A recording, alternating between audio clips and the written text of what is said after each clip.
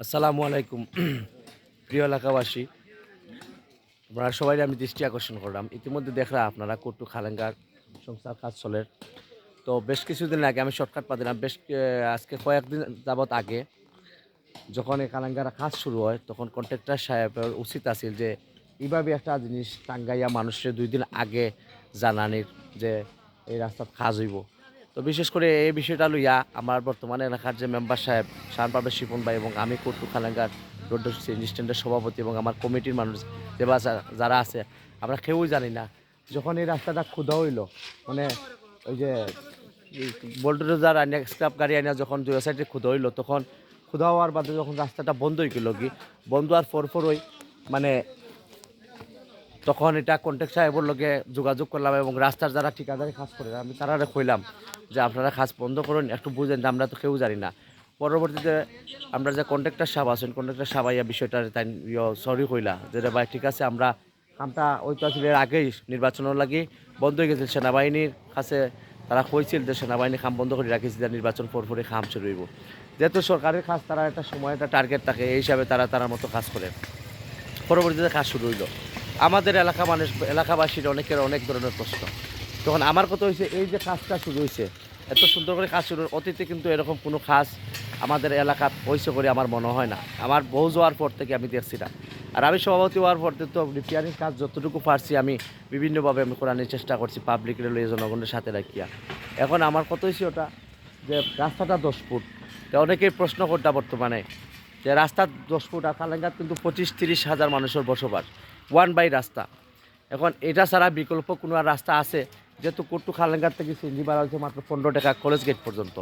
তো আর যদি ফাতার রাস্তায় ঘুরেইয়া যাইতে হয়, কোনো মানুষ প্যাসেঞ্জার যাইতে হয়, তাহলে এখানে ভাড়া দিলে হয়তো 30 থেকে 40 টাকার মতো ভাড়া আইব, ঠিক আছে?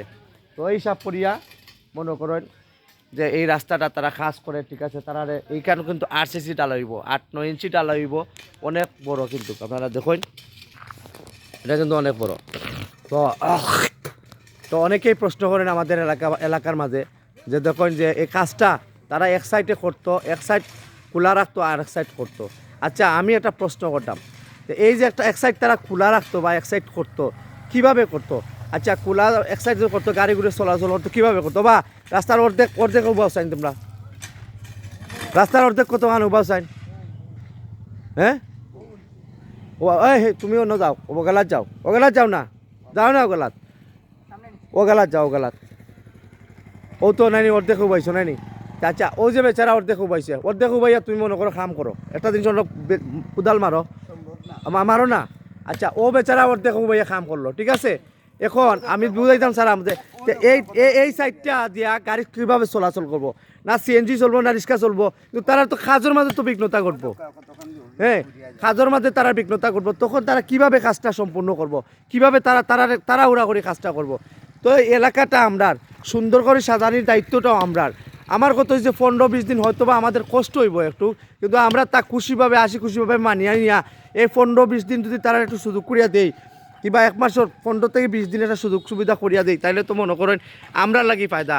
আমরা রাস্তাটা কি হইলো, টেকসই হইলো, সুন্দর হইলো, মানে এমনভাবে আমরা রাস্তাটা হইলো, তখন তো আমরা লাগি অনেক বড় ফায়দা, এটা আমরা অনেক বড় পাওয়া। আর আমরা যদি কাজর মানে সূচনা আমরা তারারে জ্বালানি আরম্ভ করে দিই, তারারে যন্ত্রণা দেওয়া আরম্ভ করে দিই, তখন কিন্তু কাজটা কতটুকু সঠিক হইব? তারা রাগগুছা করিয়া বাদে কাজটা ভালোভাবে করতো না।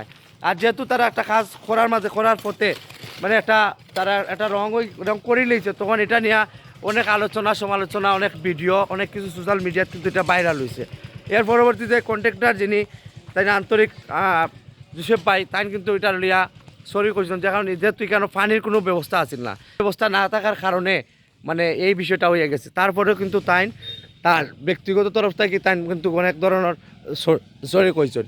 এর পরবর্তীতে যখন খামটা শুরু হইল, আবার তারা সুন্দরভাবে মনে করো তো পানি আছে তো, বর্তমানে পানি টানি দিয়ে তারা সুন্দরভাবে কাজটা দইয়া দেয়, তো কাজটা মানে তারা করে।